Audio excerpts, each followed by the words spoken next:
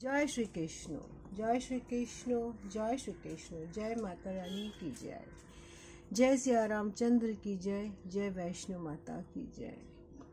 आज हमें श्रीमद् भगवद गीता द्वितीय अध्याय सांख्य योग श्लोक 27 पाठ करছি।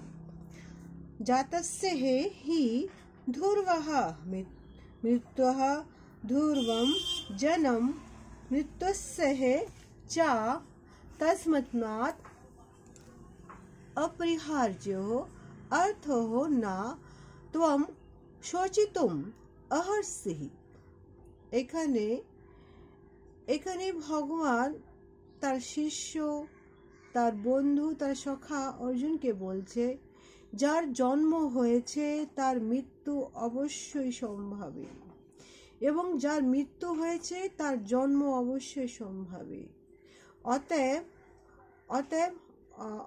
অতএব অবশ্য সম্ভাবী কর্তব্য সম্পাদন করার সময় তোমার শোক করা উচিত নয় পার্থ।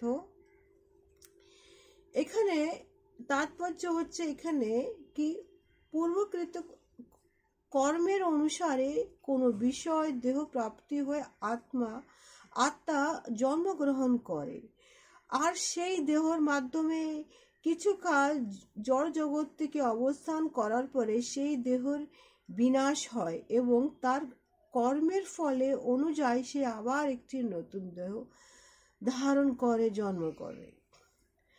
সব কিছুই যেন ভগবানের ইচ্ছার ফলে। এই যে যুদ্ধটা, কুরুক্ষেত্রে এই যে যুদ্ধটা যেটা হচ্ছে, সেটাই অবশ্যই সেটা সম্ভাবী, ন্যায়সঙ্গত।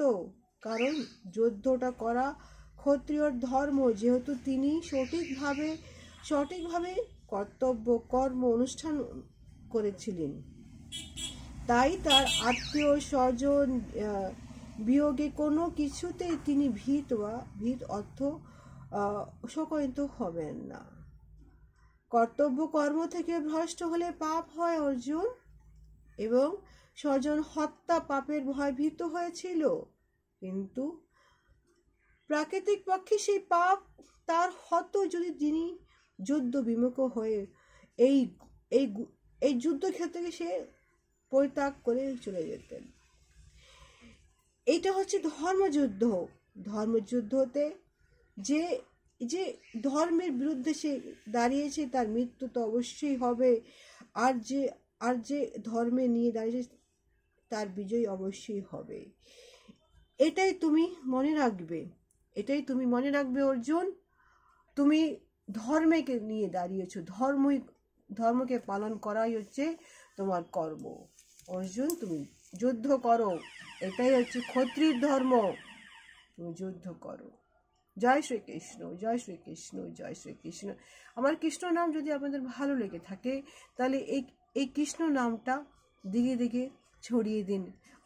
আমার এই কৃষ্ণ নাম করার পিছনে একটাই উদ্দেশ্য, জানে মানুষ, এই পৃথিবীর লোকেরা যেন শ্রীকৃষ্ণকে জানে, তার গীতা জ্ঞানকে যেন জানে। শ্রীকৃষ্ণর এই গীতা জ্ঞান শুধু হিন্দু ধর্মের জন্য নয়, সনাতন ধর্মের জন্য নয়, সবার জন্য, সমস্ত পৃথিবীর জন্য, মানুষের জন্য। জয় শ্রীকৃষ্ণ, জয় শ্রীকৃষ্ণ, জয় শ্রীকৃষ্ণ।